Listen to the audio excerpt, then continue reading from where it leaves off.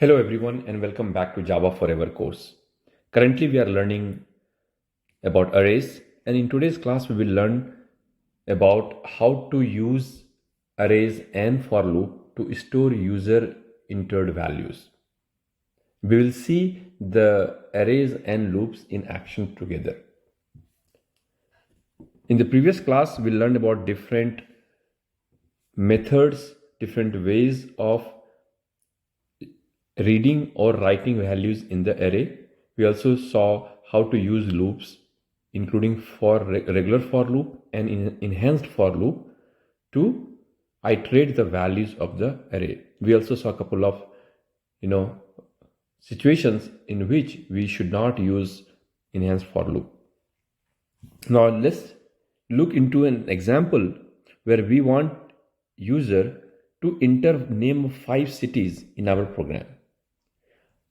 Typically, we would use 5 different variable names, maybe A, B, C, D, and E. Now that we know array, we want to use array to store those 5 values. The one reason is tomorrow, if the number of cities we want to capture changes from 5 to 100, we cannot declare 100 variables. It would be a nightmare to track variable from A1, A2, A3 to A100, just to store the name of those cities. So why not to use arrays now that we know how to use it? We declare an array here, and you can see that we declare an array, and then we are showing user a message and then asking user to enter a value. And whatever value user enters, will store it in the 0th position of the city array. The next one is in the first position, and so on. The last value goes in the 4th element, which is actually the 5th box, because we always start with 0. So if you see this here, right, this is 0, this is 1, 2, 3, and this is 4th box.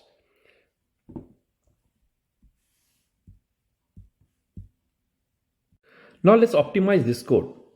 The code here so far we have seen is a repetition of same line. These 2 lines of code that we are showing, actually not this 2 line, in fact showing a message and reading the value and setting it in the array. These 2 lines are repeated 5 times.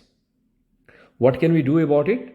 We can use an for loop to repeat this, to avoid repetition in our code. Let Java do the repetition for us. We don't have to repeat it. And this makes it, the for loop makes it very easy, to solve this problem. We are declaring a variable called elements. It's not really a variable. As you can see, I put it all in capital letter. That means we are declaring a constant using static final. Now, it's a good idea because tomorrow we want to change it from 5 to 100. I can easily go ahead and change this without changing any part of this code. Now the second part is, you can see here we declared an element here. Ideally we should not have used this number 5, where it should have been elements. You remember we can use in all capital letter, my bad. Here this value 5, this should have been this word elements. My bad. We'll go ahead and modify this. Ideally you should use that because we already declared this.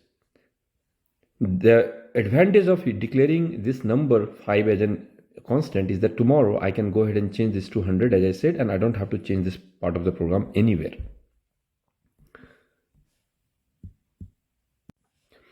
Now you can see that there is a for loop here. And in the for loop, we have 2 lines of statement, which is repeating 5 times. One particular aspect I want to highlight here is that when you are dealing with a for loop and an array, you want to pay attention to what you are writing here as your target. You want I to be less than equal to elements, which is 5 minus 1 is going to be 4. The reason is, when you declare an array, remember the last value is always the number of entries minus 1. So if there are 5 entries, 1, 2, 3, 4 and 5, the first entry starts with 0, so last entry will be 4, which is always 5 minus 1. So you want to go up to here, that's why it is less than equal to, and number of elements minus 1. That's one important thing to remember. Or you can also say I less than, and then you say elements. That means number of elements is 5, but I am saying it is less than, that means it will go up to 4. So either you use elements minus 1, number of elements minus 1, and in that case use less than equal to, or you use less than and then don't use minus 1. And now all I have to do is to show a message, and in this case I'm saying enter city, and then I want to show city number what. So I'll take the index and add it 1 to it because I'm starting with 0. So I want to show user enter city 1, not enter city 0. And that's why you want to show it when you're printing it, add a value 1 to I. And then you read the value and store it in a variable. Now this variable is basically the array with the index number, and first time index will be 0, 1, 2, 3, 4. And that is how, using an array and for loop, a combination, you can optimize your code and read the values from the user very comfortably. You will have a lot more opportunity to practice and hone this skill. You should be able to master this skill by doing enough practice. We have built in the quizzes and the tests for you. So go ahead and spend some time and master this skill. I'll see you guys again in the next class. Thank you for watching. Bye-bye. Thanks for watching. Do subscribe and press the bell icon for more videos.